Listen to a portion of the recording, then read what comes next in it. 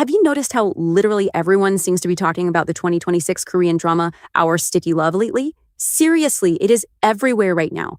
Today, we're going to figure out exactly why it's capturing so much attention across the globe.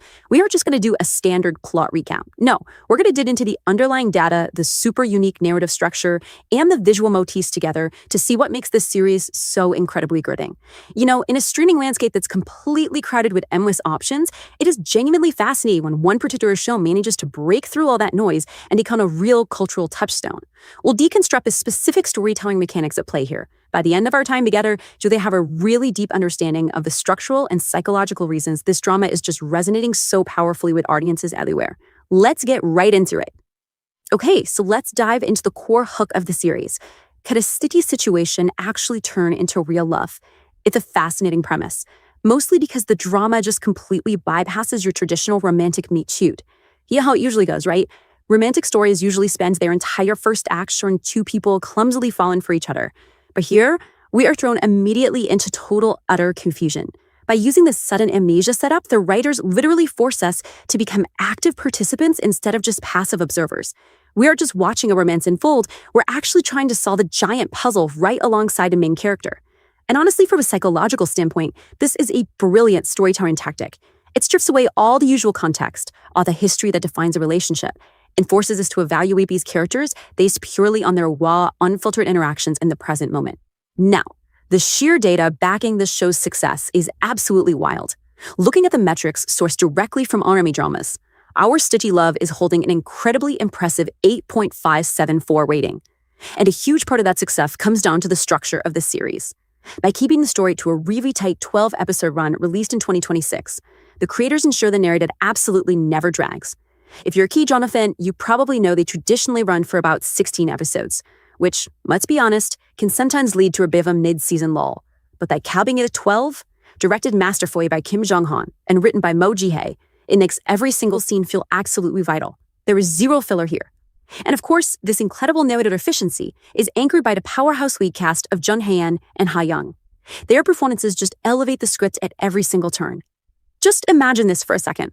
Imagine building your entire life around facts, logic, and a fierce command of the truth, only to wake up one day in total darkness regarding your own identity. Well, that is exactly what happens to Go Eun-se, a wildly ambitious prosecutor. The story immediately just strips away all her armor. And the irony here is structurally brilliant, right? You've got a character whose literal profession is to uncover the truth and build unshakable factual timelines for a living, suddenly possessing absolutely zero timeline of her own life. The vulnerability of that position is just palpable. It instantly raises the stakes and creates this immense well of empathy. We are not just watching someone try to find their lost keys, we are watching a brilliant, formidable mind try to rebuild its entire foundation from absolute scratch, totally surrounded by strangers. And this right here is where the tension really ramps up. Just as Eun-se is trying to piece together her fragmented reality, this guy, Jung-tae, appears at her bedside and confidently claims to be her devoted boyfriend.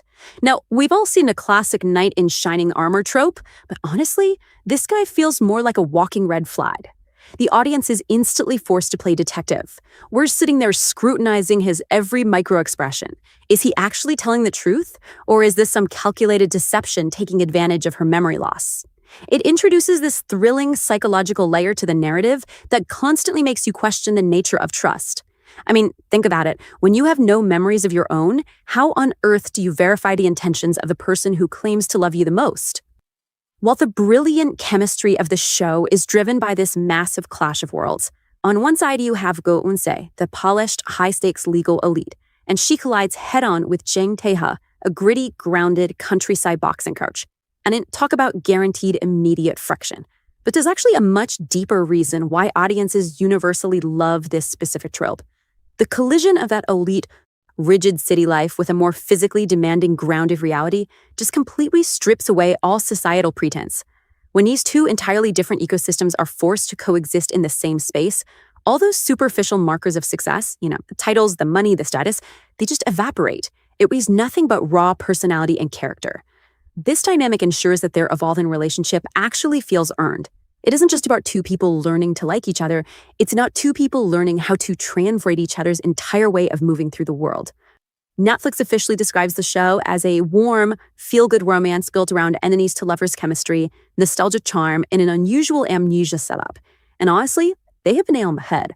Actors Jung Hae-in and Hae-in execute this tension flawlessly.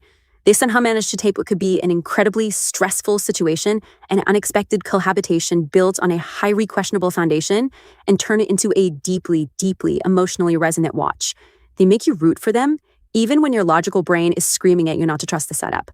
It takes incredible acting restraint to play characters who are hiding things from each other and maybe even from themselves. The subtle ways they build intimacy through these hesitant glances and cautious moments of vulnerability, it just pulls you in completely. They make an impossible situation feel remarkably human. Okay, now we arrive at a really fascinating visual and thematic motif. The title, Our Sticky Love, isn't just some clever metaphor. It connects directly to yot, which is a traditional Korean taffy. For those who might not be familiar with it, yot is this beloved confection known for its incredibly dense, tough, and just notoriously sticky texture. Seriously, it takes real effort to pull apart. The show uses this traditional sweet as a profound symbol for their tangled relationship. Their dynamic is messy, it requires a lot of hard work, and they are inextricably stuck together, but ultimately, there is a real sweetness to it. On a deeper level, it also mirrors the concept of memory itself within the show. Think about it. Fragments of the past that are clumped together, super difficult to separate, and just clinging stubbornly to the present.